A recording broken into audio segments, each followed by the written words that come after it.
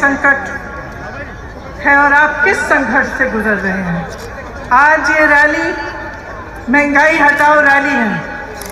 आप सब इतनी बड़ी तादाद में यहाँ क्यों आए हैं? आप इसलिए आए हैं क्योंकि आपका जीना मुश्किल हो गया है। आप इसलिए आए हैं कि आज एक गैस सिलेंडर 1000 रुपए का हो गया है। आप इसलिए आए हैं कि सरसों का तेल आपको 200 रुपए में मिल रहा है। पेट्रोल और डीजल के दाम आसमान छू रहे हैं। आप इसलिए आए हैं क्योंकि आपका रोजाना का जीवन मुश्किल हो गया है और इस संघर्ष में आपकी कोई सुनवाई नहीं है। देखिए, दो तरह की सरकार होती है। एक ऐसी सरकार होती है जिसका लक्ष्य होता है सेवा, समर्पण और पब्लिक से सच्चाई की बात, और एक ऐसी सरकार होती है जिसका लक्ष्य होता है झूठ, लालच और लूट। और आज की जो केंद्र सरकार है वह यही दूसरी तरह की सरकार है। इसे अच्छी तरह से पहचानिए। जितना पैसा विज्ञापनों में खर्चा जाता है उतना पैसा किसानों को क्यों नहीं दिया जाता। मुझे पता चला कुछ दिनों पहले कि जिस प्रदेश में मैं काम करती हूँ, उत्तर प्रदेश में, उस प्रदेश में सरकार हजारों करोड़ रुपए सिर्फ विज्ञापनों पे खर्च कर रही है, लेकिन वही सरकार किसान को खाद दिलवा नहीं पा रही है। उसी सरकार में एक गांव है जहां मैं 4 ऐसे परिवारों से मिली जिनके मुखिया खाद की लाइन में खड़े खड़े गुजर गए क्योंकि 2-3 दिनों से खाद वितरण की लाइन में खड़े थे और उनको खाद नहीं मिला। घर नहीं गए, डर था लाइन छोड़ दूंगा तो खाद नहीं मिलेगी, वहीं पे गिर पड़े। मैं ऐसे परिवार से मिलके आई हूं जिनके पति, जिनके सदस्य कुछ ले गए हैं इसी सरकार के मंत्री के बेटे की जीप के पहियों के तले। मैं उनकी विधवाओं से मिली हूं, उनकी बेटियों से मिली हूं, और मैं जानती हूं उनके मुंह से उन्होंने मुझे बोला कि हमें न्याय चाहिए, लेकिन इस सरकार से हमें न्याय कभी नहीं मिल सकता, कभी नहीं मिल सकता न्याय, क्योंकि इसी सरकार का मंत्री अभी भी हमारे प्रधानमंत्री के साथ मंच पे खड़ा रहता है, जिसके बेटे ने हमारे पति को कुचला, जिसके बेटे ने हमारे बेटे को कुचला। तो जो सरकार केंद्र में है वो निश्चित है कि जनता की भलाई नहीं चाहती, आपके लिए काम नहीं कर रही है। किसके लिए काम कर रही है? स्पष्ट है, पूरी दुनिया देख रही है, पूरा देश देख रहा है कि ये सरकार सिर्फ कुछ गिने चुने उद्योगपतियों के लिए काम कर रही है। कल मैं गोवा में थी। गोवा में एक अनोखी समस्या है, आप चौंक जाएंगे सुनकर, कि एक उद्योगपति के कोयले के लिए ऐसी सुविधाएं बनाई जा रही हैं जो गोवा की जनता को चाहिए ही नहीं।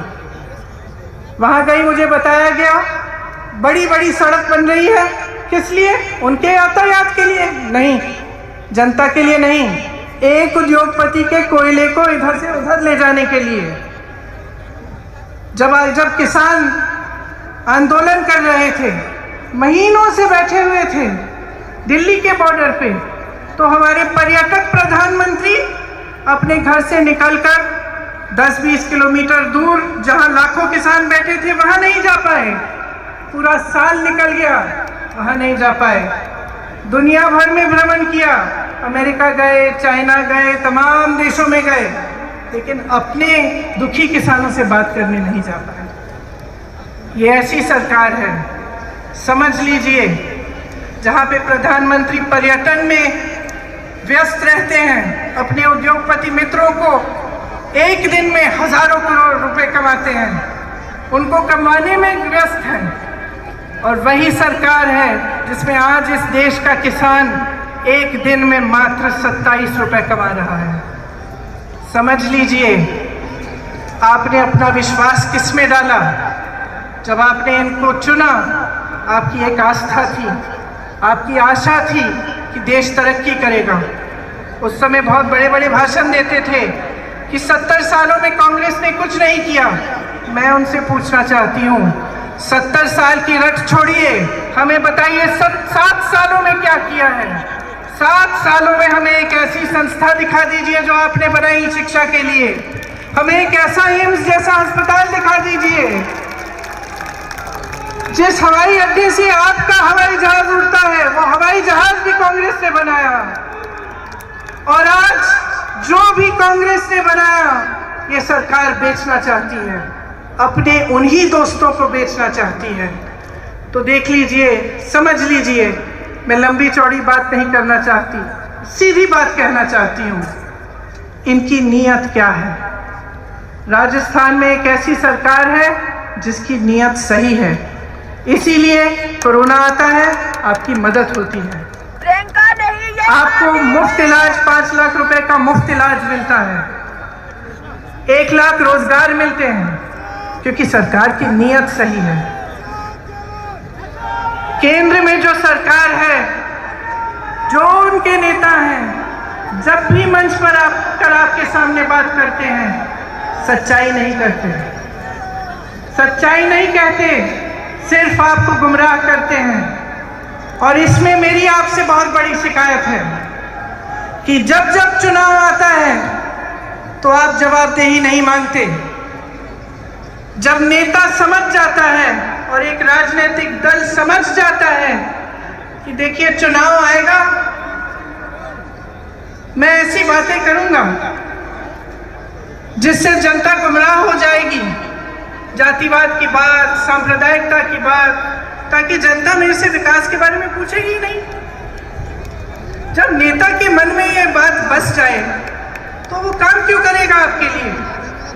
जब एक राजनीतिक दल जानता है, उसका एक एक नेता जानता है कि चुनाव के समय आपके सामने फिजूल की बातें करेंगे, आपके सामने चाइना की बातें करेंगे, किसी और देश की बातें करेंगे, कुछ ना कुछ नया निकालेंगे, लेकिन आपके विकास की बात नहीं होगी, महंगाई की बात नहीं होगी, आप कैसे अपनी जिंदगी बिता रहे हैं, किस संघर्ष से आप गुजर रहे हैं, इसकी बात नहीं होगी। जब उनके मन में ये बसा हुआ है तो वो आपके लिए कभी काम नहीं कर सकते, क्योंकि उनको मालूम है कि वे जवाबदेह नहीं है। मैं सिर्फ आपसे एक चीज मांगूंगी कि आप जागरूक बने और इस भाजपा की सरकार को जवाबदेह बनाएं। इन्होंने क्या किया है आपके लिए, पूछिए। किस वजह से इतनी महंगाई है इस देश में? जब प्रधानमंत्री जी के पास 8,000 करोड़ रुपए है अपना हवाई जहाज खरीदने के लिए, तो किसानों का बकाया क्यों नहीं देते? जब किसान को खाद की जरूरत है तो उसका दाम कम क्यों नहीं करते, उसका दाम बार बार बढ़ क्यों रहा है? जब उनके उद्योगपति मित्र फूल रहे हैं, फल रहे हैं, तो हमारा किसान क्यों रो रहा है, क्यों मर रहा है? पूछिए, ये आपकी जिम्मेदारी है। इस सरकार की एक बहुत बड़ी जिम्मेदारी है आपके प्रति, आपका विकास, आपके देश की तरक्की, आपको आगे बढ़ाना, आपके बच्चों को एक मजबूत भविष्य देना। तो आपकी जिम्मेदारी है कि वो मजबूत भविष्य आप सरकार से मांगे, उनको जवाबदेह बनाएं और खड़े हो जाएं। आज ये सभा महंगाई की बात की है,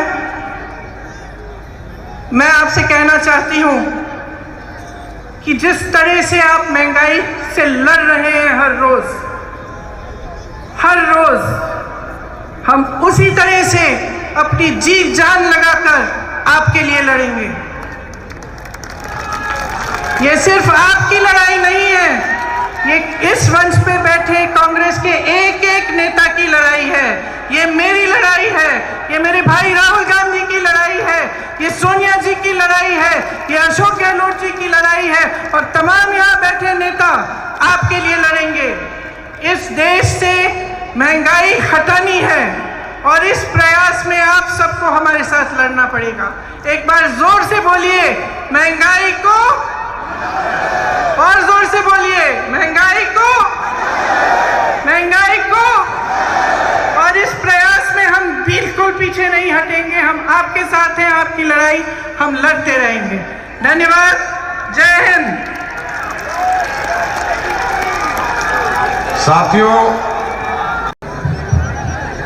आप सबको दिख रही है